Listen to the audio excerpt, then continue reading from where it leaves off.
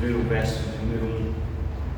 São estes os nomes dos filhos de Israel que entraram com Jacó no Egito. Cada um entrou com a sua família. Vamos orar? Senhor, obrigado pela oportunidade agora de tomarmos a tua palavra e a estudarmos. Pedimos ao teu Santo Espírito que nos conduza na compreensão, dando-nos entendimento, enchendo-nos de sabedoria, concedendo-nos inteligência. É o que rogamos, Pai, em nome de Jesus. Amém. Bom, quando nós olhamos o livro de Êxodo, nós temos já uma questão que o nome na língua hebraica não é esse, né? Parece que tem dois momentos onde aparece o nome saída lá, essa ideia, e os dois capítulos principais falam sobre isso. O livro como todo vai tratar sobre a saída dos hebreus do Egito. Esse não é o nome do livro. O livro começa aí, como nós vimos agora, em toda a Bíblia hebraica, todos os livros do Antigo Testamento são nomeados assim em hebraico, né? O primeiro nome, a primeira expressão que aparece dá nome ao livro. E o nome do livro em hebraico são estes os nomes. Mas na tradução da Septuaginta eles colocaram o nome de Êxodo, a tradução do hebraico, do hebraico para o grego, colocaram Êxodo. Eles para fora, preposição grega, para fora, Horos, palavra grega que dá origem à palavra rodovia, né? Para fora, caminho. E aí ficou o nome do livro, né? O Êxodo é uma saída, né? Na década de 80, década de 70 e 80, o êxodo do pessoal do Nordeste para o resto do Brasil era muito grande. Você ouviu muito essa expressão, êxodo.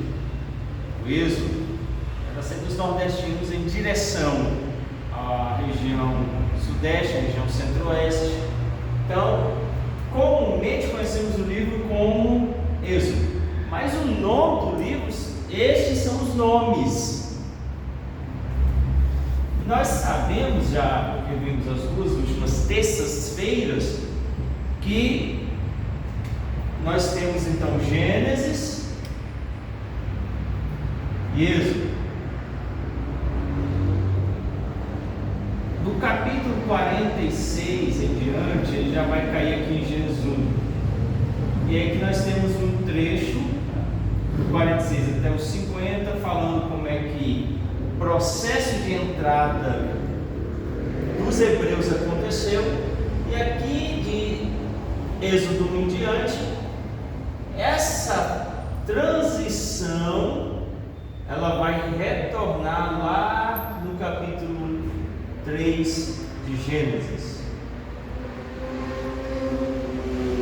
Aqui, nesse período aqui do capítulo 46 a 50, se invoca Gênesis 12 a 17. Como? De que maneira isso acontece?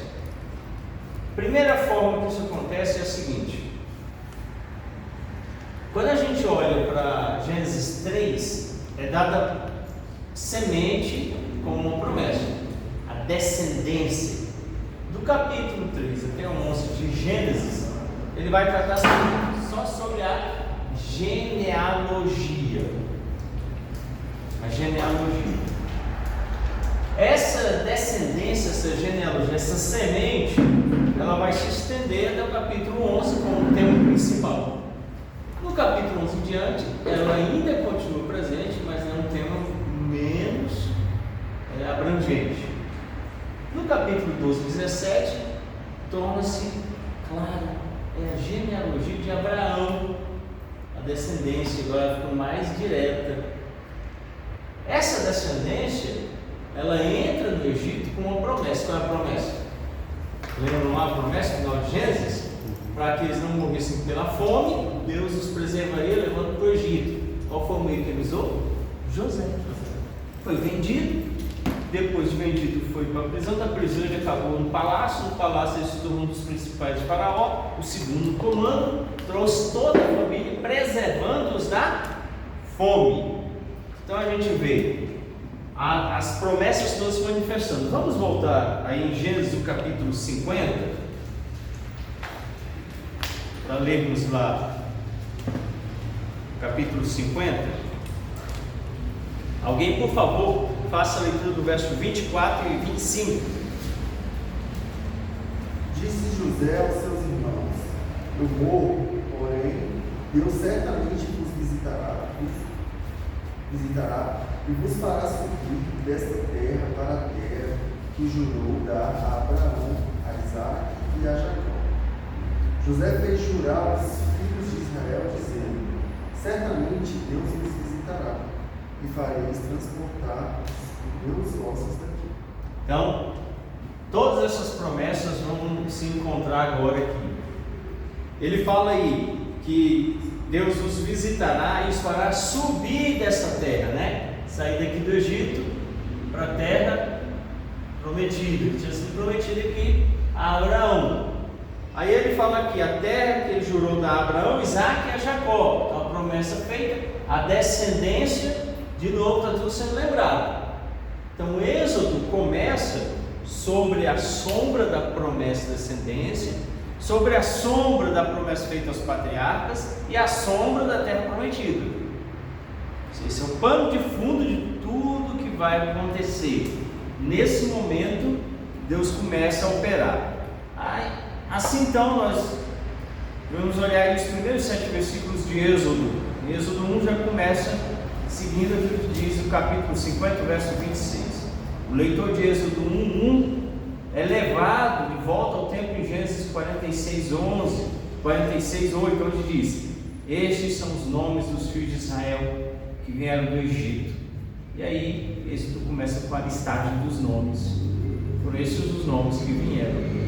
Ambas as genealogias apresentam os filhos de Jacó como agora filhos de Israel. Eles não são os jacobitas, eles são os israelitas. Jacó tem o nome mudado para Israel, príncipe de Deus. Então aqui a mudança começa. A linhagem da aliança de Jacó agora é transformada numa nação. Deus começa a chamar para si um povo numeroso. Durante 400 anos a promessa de Deus aos patriarcas continua se cumprindo. Essa descendência continua sendo sustentada. Ela cresce conforme Êxodo 1:7. Abra aí a sua Bíblia e vamos ler.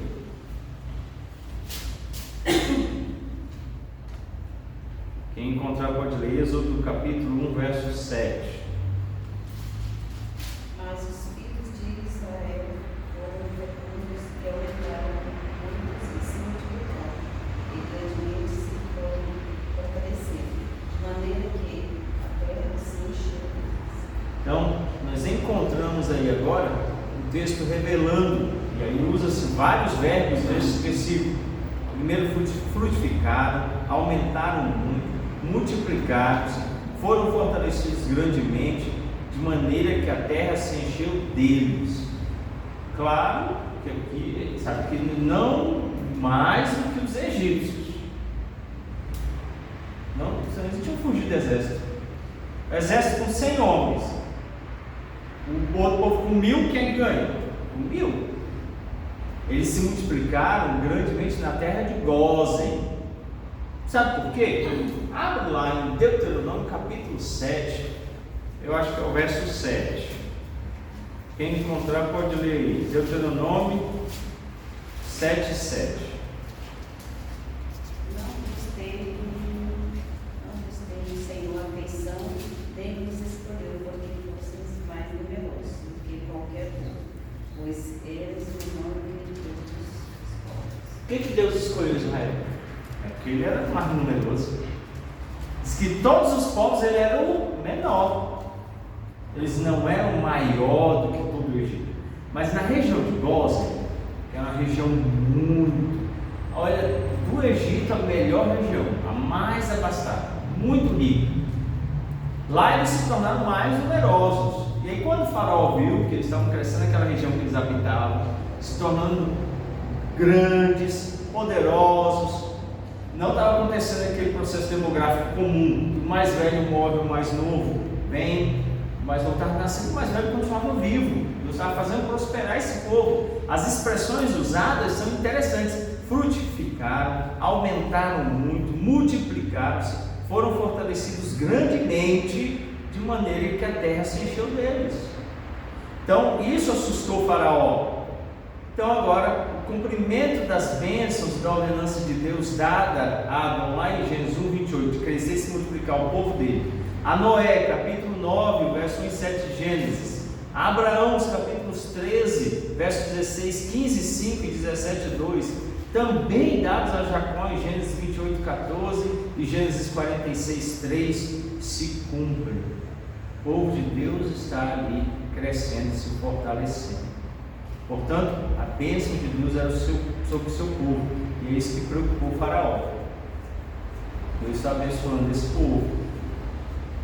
E aí o êxodo, então, agora começa a entrar num momento decisivo, em especial para a história de Israel. Vai acontecer a transição de povo para a nação.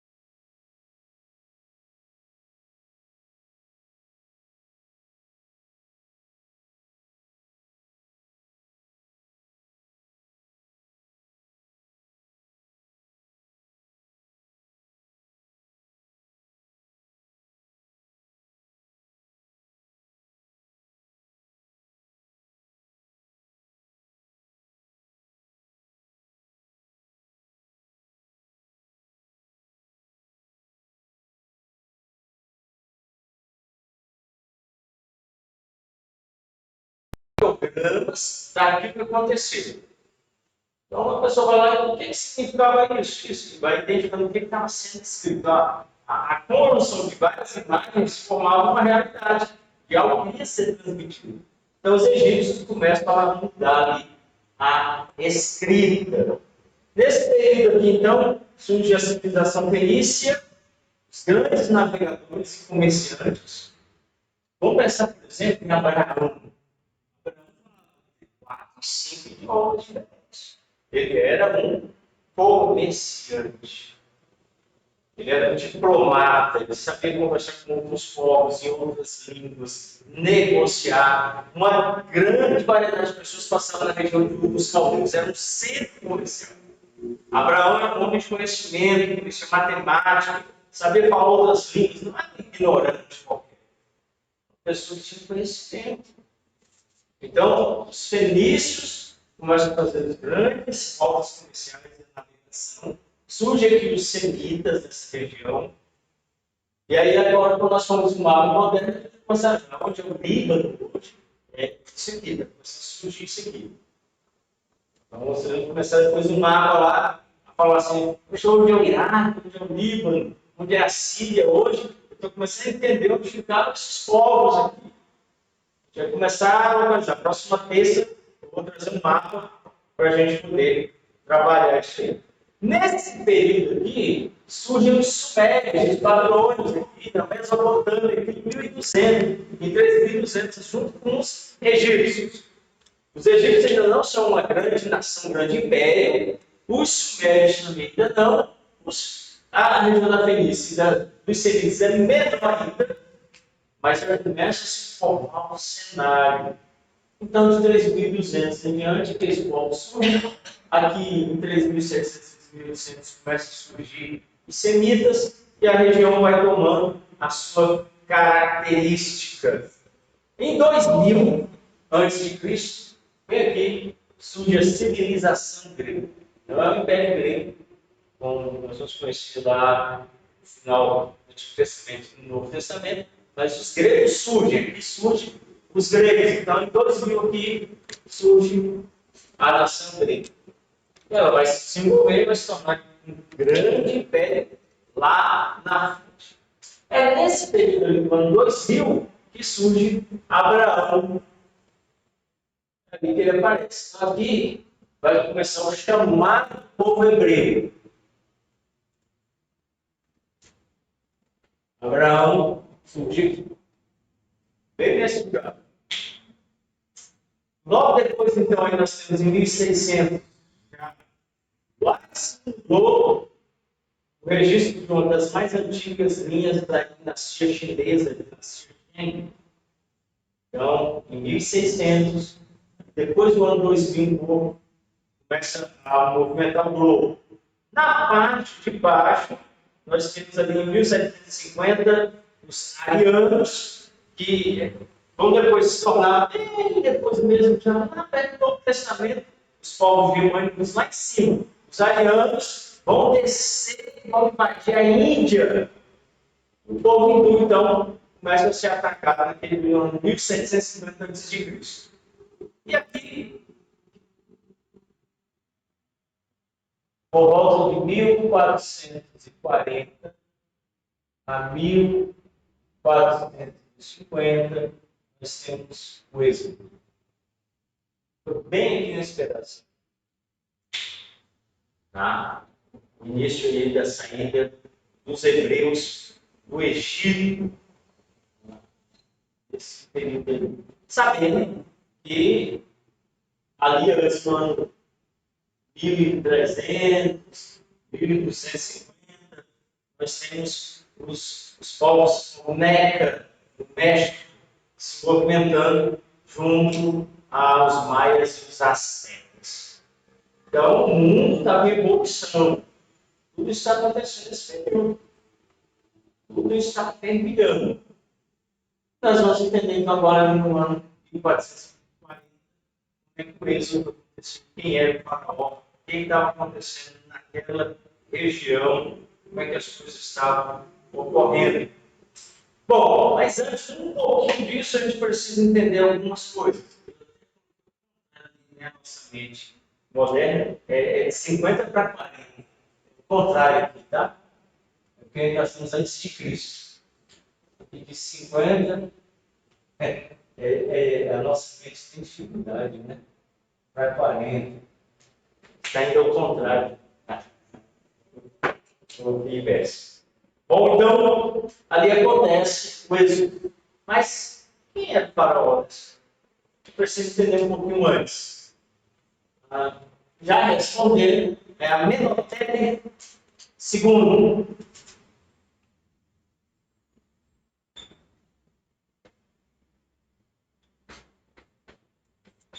Esse é o faraó.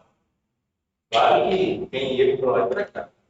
Pode ser um outro, pode ser um outro. Mas, a princípio, a maioria dos filhos tem que ir para Amenhotep. Abra sua Bíblia, lá em 1 Reis, vamos ver o capítulo 6, verso 1.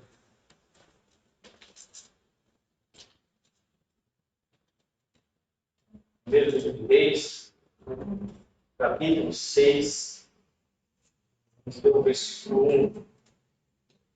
No ano 480, depois de saírem os filhos de Israel do Egito, Salomão, no ano 4 do seu reinado sobre Israel, no mês de Sive, que é o mês segundo, começou a edificar a casa do Senhor. Então, aqui nós temos um relato bíblico do ano que aconteceu a construção do templo sob o reinado de Salomão, e é um fato histórico para colocar aonde aconteceu isso, é a saída dos filhos de Israel do Egito. Então, 480 anos, a fundação do templo de Salomão aconteceu, tendo saído os filhos de Israel do Egito. Nós sabemos que no 4º ano do reinado de Salomão, isso foi em 966 a.C. Então, 996 antes de Cristo. Então, tinha avançado e o texto diz que no 4º mês do reinado dele, 480 anos, os filhos de Israel tinham saído do Egito. A gente agora tem um ponto de referência para situar a saída. Então, de forma agora, de acordo com a análise desses dados cronológicos da Bíblia, o êxodo ocorreu ali no ano de 1446 a.C., mais ou menos. Também tem aí uma mudança, né? Isso vai ser mais ou menos aí. Bom, vamos lá. A 18ª dinastia começou sob o governo de Amós I, responsável pela expulsão dos Ixos. Não lembra, para ficar sem contexto mesmo, a história explica o que aconteceu. O que foi que aconteceu? Um povo chamado Ixos tinham sido dominados pelos egípcios. Os egípcios fizeram desse povo seus escravos. Era muito comum os egípcios fazerem isso. Pegavam um povo menor, levavam esse povo para ser escravo. Os egípcios também começaram a se multiplicar no Egito, diferente dos hebreus. Eles deram o trabalho dos egípcios se revoltaram, fizeram uma guerra. Os egípcios, depois de um tempo, conseguiram vencer os egípcios e expulsar eles. Quem fez isso? Foi o faraó Amós. Não parece Moisés? Amenhotep II vai ser do período. Mas tem um outro também chamado Tutmoses. De novo, parece que o nome dos faraós não sei, filho da filha de Faraó. O nome dele é egípcio, não é hebreu. Tirado das águas. Mas a gente vai chegar nisso aqui lá. Então, Amós expulsou os egípcios. Quando o faraó olha para o povo crescendo, o que ele fala no capítulo inicial de Êxodo? Para que eles não cresçam e nos dominem, mata os filhos homens nascidos, as mulheres vão ter filhos com os egípcios, eles vão ser nossos, para que não nos dominem. Ele está lembrando um fato histórico e dizendo assim, para que isso não aconteça de novo, ele tem que impedir o crescimento desse povo, os controlados. Então aqui está o faraó. É bem provável que esse seja o rei que não conhecia José. Êxodo capítulo 1, verso 1. Então, provavelmente foi nesse momento aqui que a benevolência de Faraó cessou para com os hebreus. Lembra? Faraó era benevolente para com José e seu povo. Provavelmente foi nessa época que ele suspendeu isso aqui. Acabou. E aí não tem mais agora favoritismo. Surgiu um faraó que não conhecia José. Então surge agora o seu sucessor, Amenhotep I, em 1546 até 1526. Foi o responsável pela política repressiva que se seguiu naqueles dias. Isso inclui a redução dos hebreus da escravidão com trabalhos forçados, Êxodo 1, do 11 ao 14. Então, Amenhotep I, não o segundo, mas o primeiro, colocou o povo sob escravidão. Pediu que eles construíssem as pirâmides. O plano implementado por Amós agora se concretiza em Amenhotep I. Fazer o Egito grandioso e seus inimigos pequenos. Amenhotep, então, coloca o povo sob escravidão, mas surge, após a sua morte, o faraó chamado Tutmoses I. O nome de Moisés, semelhante, lembrando disso. Tutmoses I, então, vai continuar o trabalho de opressão do povo. A data admitida aqui é de 1446 a.C., para o provável êxodo do povo de Israel. E aqui também podemos determinar o nascimento de Moisés. O fato que ele levava grande importância no Antigo Testamento informa que Moisés tinha 80 anos antes do êxodo surgir. Olha, abre lá em Êxodo 7, para você ver. Livro de Êxodo, capítulo 7, verso 7. Quem encontrar pode ler. Era Moisés de 80 anos e Arão de 83, quando falaram a Faraó. Então, ele tinha 80. Quando ele foi falar, Faraó. Parece então que aqui começam as mudanças políticas. Moisés e Arão surgem no cenário. A evidência aponta que provavelmente falaram ao faraó Tutmós para que deixasse o povo ir. Tutmós II surge no cenário, casa-se com uma mulher chamada Hatshepsut, sua meia-irmã. Morreu jovem, sob circunstâncias misteriosas. Sentindo que se aproximava a morte, ordenou a nomeação de Tutmós III, 1550, mais ou menos, como se for regente herdeiro.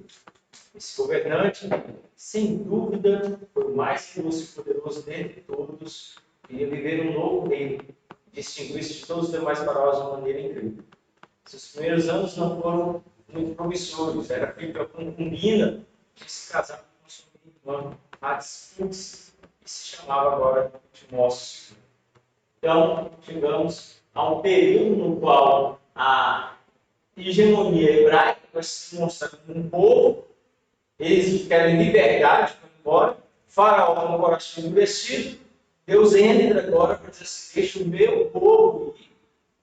E ele então vai punir Faraó.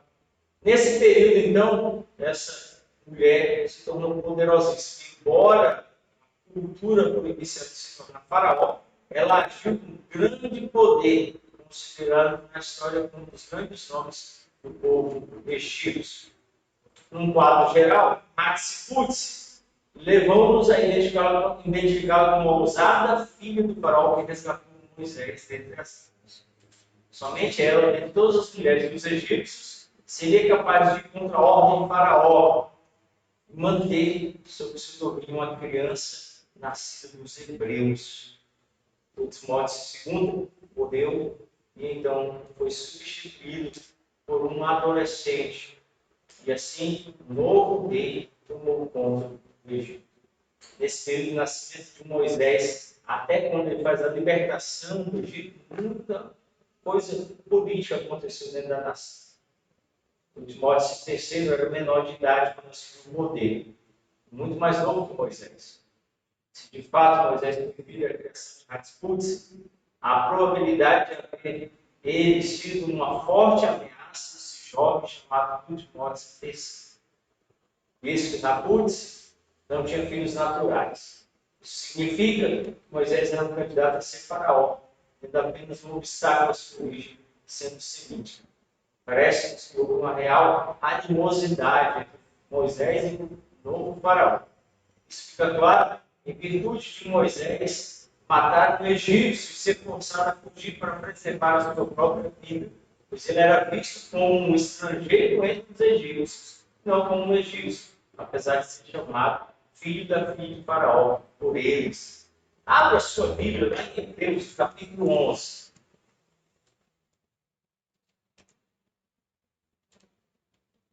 Hebreus capítulo 11. Quem encontrar pode ler do verso 23 até o verso 29. Pela fé, Moisés, apenas nascido, foi ocultado por seus pais durante 3 meses, porque viram que a criança era formosa. Também não ficaram amedrontados no decreto. Pela fé, Moisés, já recusou ser chamado filho da filha de Faraó, preferindo ser maltratado ao eles nas glórias. Quando esperou maiores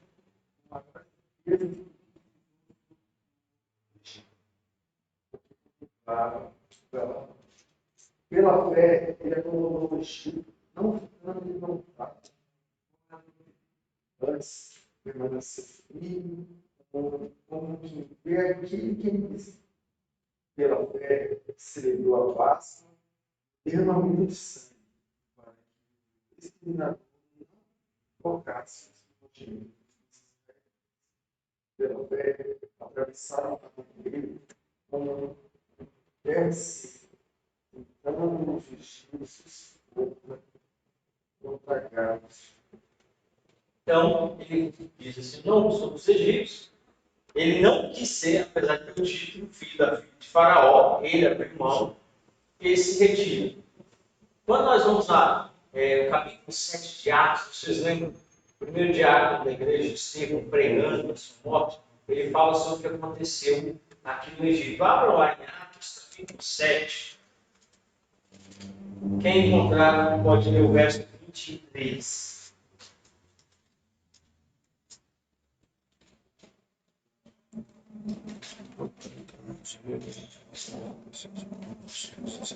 Atos 7, 23.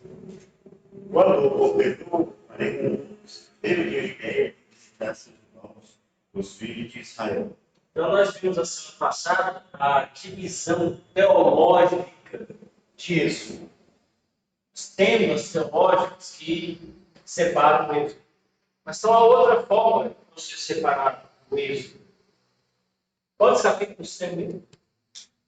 Mas com qual termina com ele? 40. 40. 40 capítulos. Mais ou menos até o capítulo 1 ao 20 é no Egito. Do 21 até o 40 é no Sinai e essa ida para a Terra Prometida. Então, a divisão geral, bem geral. No meio do livro, se divide assim. A outra divisão que a gente vê importante aí, qual a idade de Moisés começou a falar lá para 80. 80. Qual a idade que apareceu agora? 40. Com 40 anos, ele diz assim, o Egito não é mais minha terra. Ele vai aos filhos de Israel, meu povo.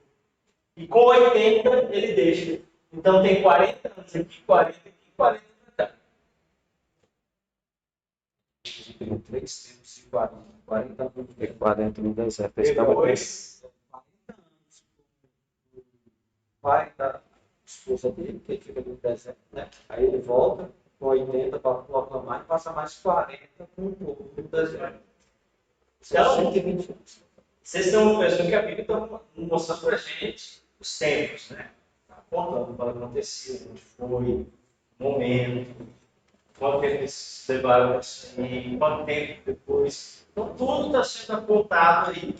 Surge aí, então, agora, um novo período, ao longo de 40 anos, Moisés termina seu fugitivo do Egito, tendo se abrigado entre os midianitas no Sinai da Arábia. Uma das razões para o longo exílio foi justamente o fato de continuar a viver longe do faraó que queria matá-lo. Somente após a sua morte, Moisés sentiu-se livre para retornar ao Egito. Olha o que diz a Êxodo, capítulo 2, verso 23. Quem encontrar pode ler. Êxodo, capítulo 2, verso 23. E aconteceu, depois de muitos destes dias, morrendo o rei do Egito, e os filhos de Israel ficaram por causa da rebelião que tomaram. E o seu clamor subiu a Deus por causa da.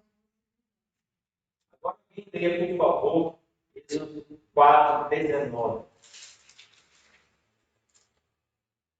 Disse também o Senhor a Moisés: vai, torna para ti esse povo.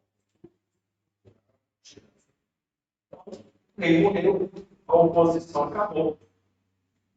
Pode retornar ao Egito.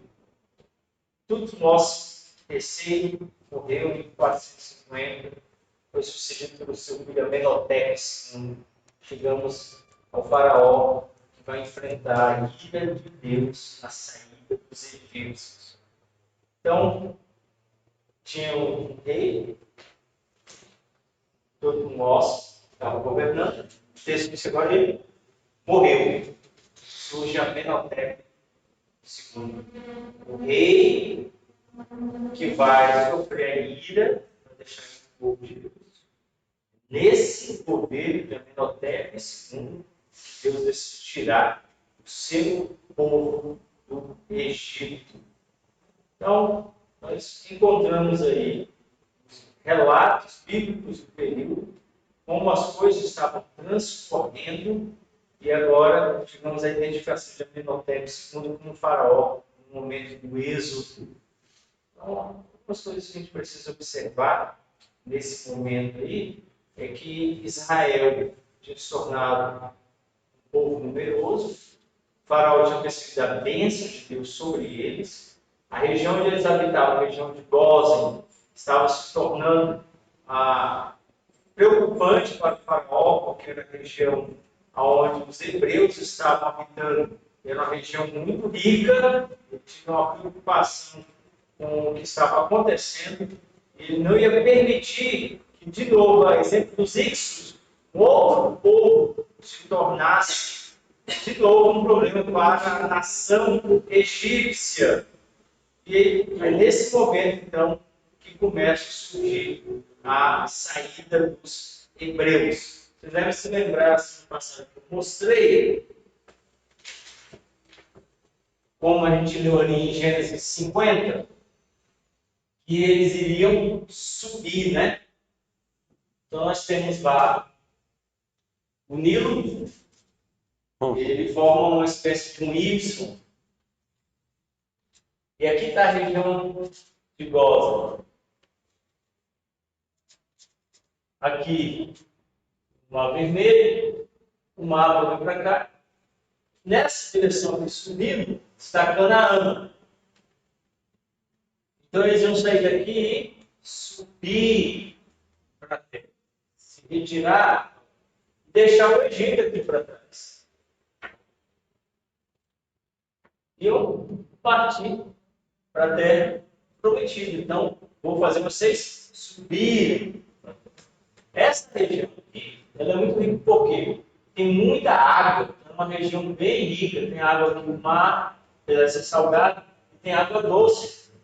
E aí Israel estava habitando justamente nessa região aqui, nesse meio. E aqui tem as cidades Pitom e Sfot, que são as cidades que eles estavam construindo. O faraó tornaram grandes cidades. Estavam saindo daqui e vindo habitar essa região onde eles tinham passado. Os egípcios estavam se mudando mais para cá, para uma região mais fértil. E aí a construção dessas cidades era justamente para permitir que ali eles habitassem. Antigamente eles habitavam numa cidade chamada Nor. Era o centro. Diz respeito à habitação, hoje conhecida como Mênfis.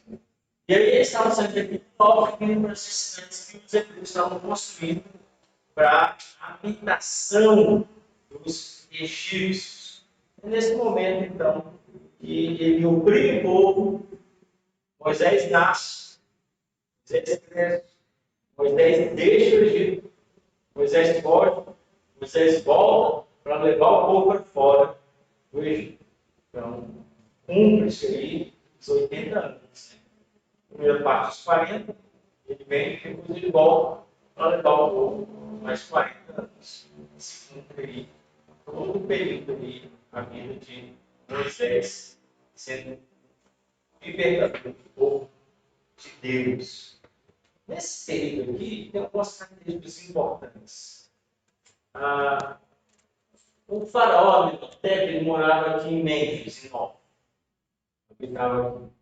Um escrito registrado como Anex, na página 200 do Museu Britânico, o registro feito pelos egípcios daquela época diz o seguinte: o faraó exigia um juramento de submissão tão breve quanto absoluto, que dizia: jamais ou nunca mais nos rebelaremos contra sua majestade. Então, a solicitação do faraó é que ele fosse reconhecido como um Deus e que houvesse total submissão a ele. Esse escrito, então, nos mostra isso quando declarava um juramento exigido, não posso dizer jamais ou nunca mais nos rebelaremos contra a sua majestade. Então, o que estava acontecendo naquele período era uma afronta direta à doutrina e à lei egípcia, que exigia submissão de todos ao faraó, reconhecimento da sua divindade. Essa iconografia faraônica no palácio de Amarna, ou no piso do corredor principal que leva ao trono, demonstra que os estrangeiros vencidos deveriam se prostrar diante do faraó e beijar o escabelo do seu trono, reconhecendo como Deus e Senhor das suas vidas. Aqui, então, um relato histórico mostrando que todos os povos estavam sob o domínio desse Deus. Como nós vimos na semana passada, as pragas são a derrota do menor Deus, eles tinham muitos deuses, para o maior Deus. Cada um deles vai ser derrotado um a um. Cada um deles vai ser derrotado um a um. Deus está mostrando domínio sobre todas as coisas, inclusive sobre os falsos deuses. Cada deus dos egípcios é derrotado até que se chegue ao maior Deus. Faraó, o filho do sol. Então, ele é derrotado pelo Deus maior, que é Yahvé. Assim, o povo de Deus encontra libertação e se torna uma nação livre. Então, todo aquele processo que nós vimos, a semente sendo protegida, e aí a necessidade da gente voltar aqui a Gênesis. Se eu fosse escrever uma Bíblia dessas Bíblias de estudo, eu só gosto de escrever Bíblia de todo jeito, né? Tem Bíblia da mulher, tem Bíblia de figurinha, tem Bíblia de tudo, né?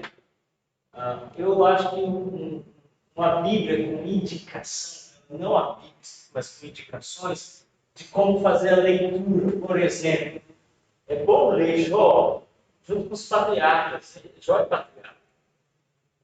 Então, para você entender Jó, você tem que ler junto com Abraão, é o mesmo cenário, mesma política, mesma cultura. Aí põe Jó lá junto com o Salmo.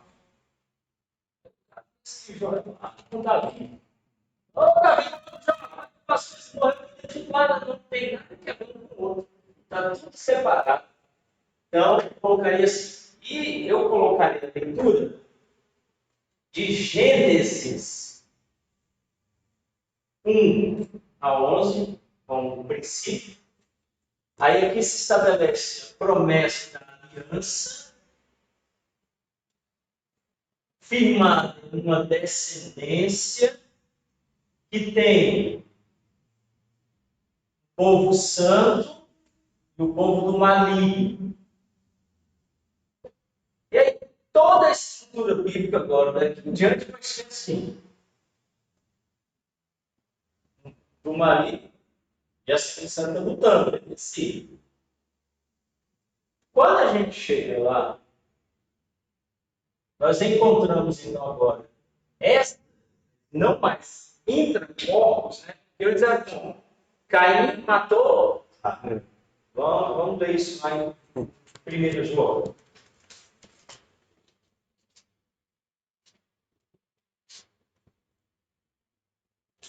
O capítulo 6, né? Agora quem pode ter memória? É o capítulo 3 mesmo. Alguém lê, por favor, o verso 12. Mas não segundo Caim, que era amigo, e assassinou seu irmão. E porque o assassinou, porque as suas obras é paz, e as deu a seu irmão justas. Então, a Bíblia diz que Caim era do maligno e seu irmão era bom. Então, nasceu de sua mãe falsa. Isso acontece depois lá em Esaú, Jacó. Um vai pertencer ao amigo, o outro vai pertencer ao amigo. E vai estar sempre em oposição. Os dias está sempre em oposição.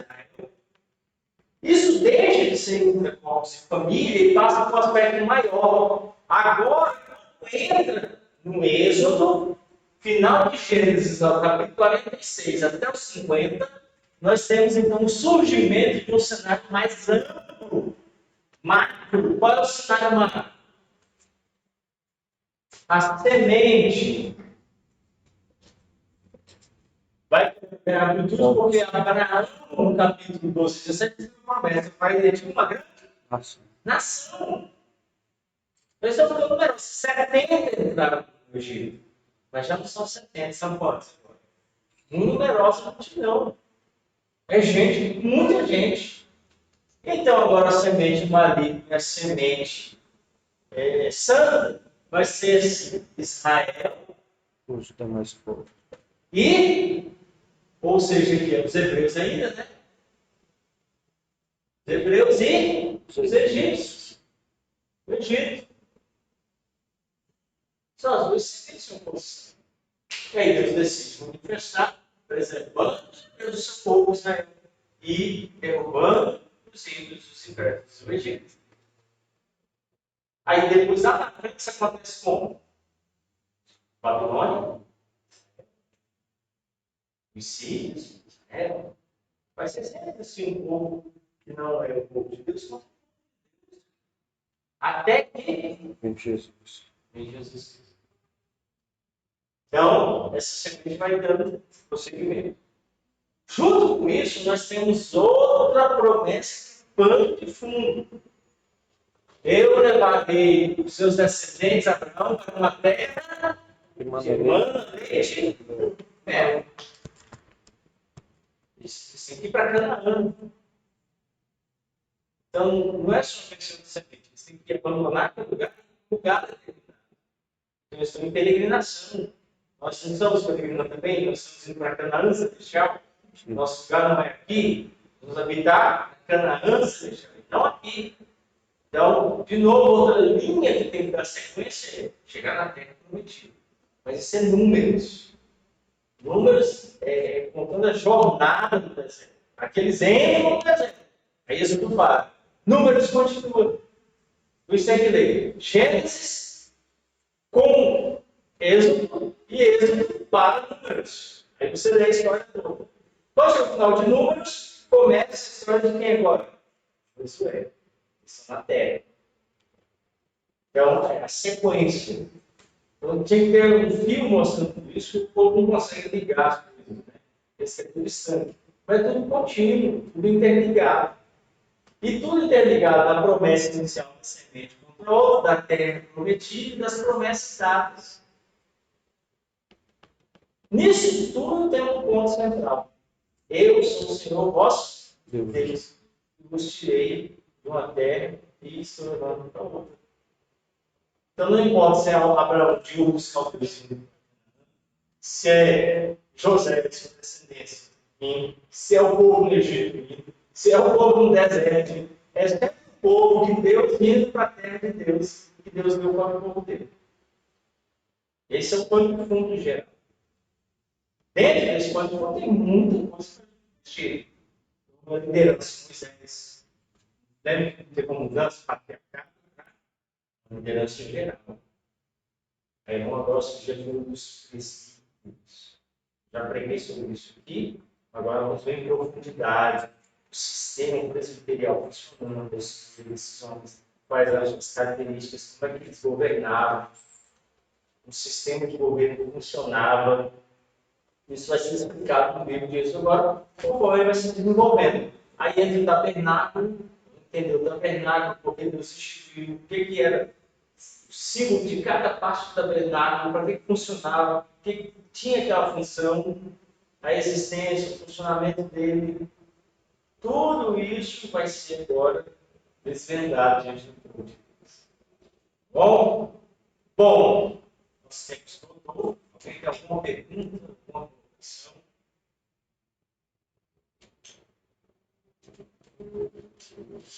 Não? Então vamos orar. Encerrar. Bondoso Deus, obrigado pela visão histórica que tivemos hoje. período em que se inicia a história do teu povo, deixando o Egito, indo para a terra prometida, tornando-se uma nação, um povo separado para Deus. Senhor, conduz-nos, que essas verdades estejam claras em nossa mente, para entendermos como Deus poderosamente, por meio de milagres, por meios ordinários, conduziu o teu povo, tem conduzido o teu povo. Porque tudo que foi registrado para o nosso ensino, para a nossa demonstração. Por isso, nós tomamos toda essa verdade para aplicar a nossa própria vida. O povo deixou o Egito, também o Senhor nos pede que deixemos este tempo, indo para a nossa Canaã celestial no céu. Não, ó Deus, vivendo mais no domínio de Faraó, de Diabo, mas libertos pelo nosso libertador, o Cristo, que é o nosso Moisés. Sigamos em direção à terra prometida. Eis o desafio.